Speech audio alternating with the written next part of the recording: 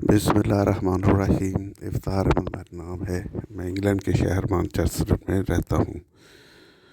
تو دوستو، اب جیسے کہ آپ سب کو معلوم ہے کہ عمران خان کی آنکھ وغیرہ کا جو انفیکشن ہوا تھا، اور جس کی وجہ سے ان کے آنکھ کی بنائی کافی زیادہ کم ہو گئی ہے، اور ابھی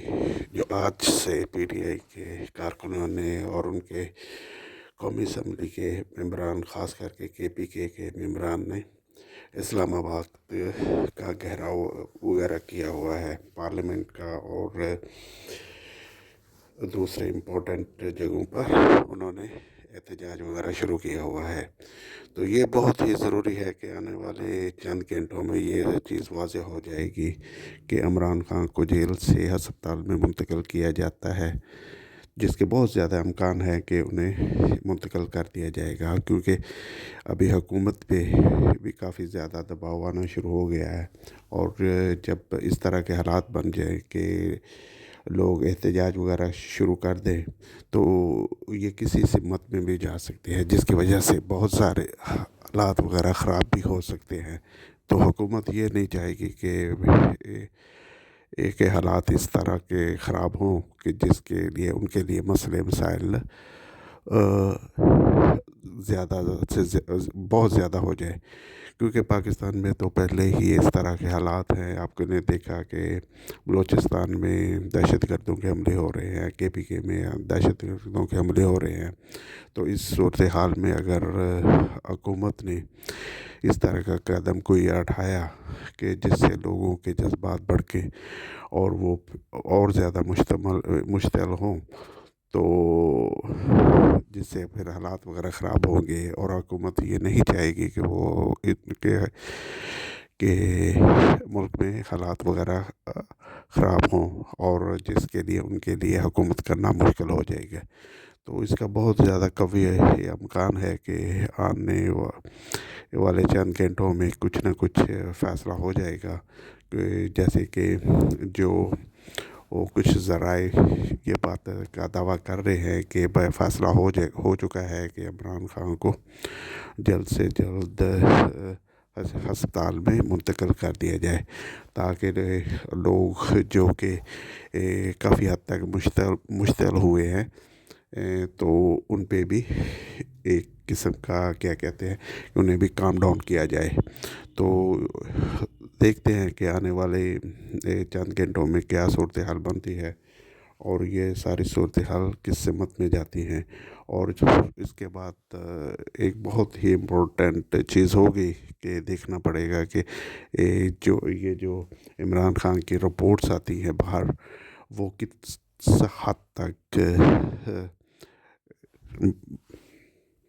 اور اس طرح جو وہ اگر تو عمران خان صاحب کو ہسپتال میں منتقل کیا جاتا ہے، تو اس کے بعد رپورٹ آتی ہے، اور وہ کس حد تک یہ رپورٹ ایک حقیقت میں مبنی ہوتی ہیں، کیونکہ حکومت کے پاس پھر بھی اس طرح کے ذرائع ہوتے ہیں، خاص کر کے پاکستان جیسے ملک میں جہاں پہ کوئی لا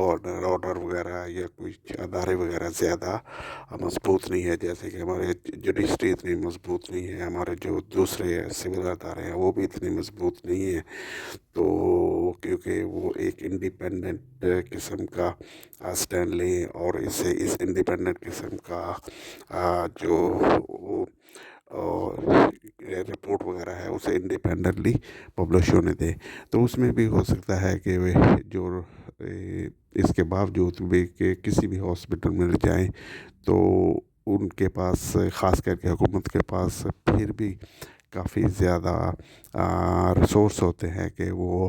چیزوں کو مینیپولیٹ کر دیں، اور جو رپورٹ ہے عمران خان کی آنکھ کے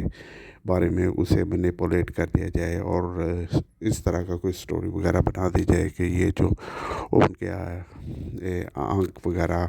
کا مسئلہ ہوا ہے، یہ کوئی ان کی صحت کی خرابی کی وجہ سے ہوا ہے، کیونکہ یہ بھی کہا جا سکتا ہے کہ ان کی عمر زیادہ تھی، اور اس طرح کی بھی اسٹوری وغیرہ بنا کے بتائی جا سکتی ہے۔ اور اس کے برعکس یہ جینون بھی ہو سکتا ہے کہ عمران خان کی جو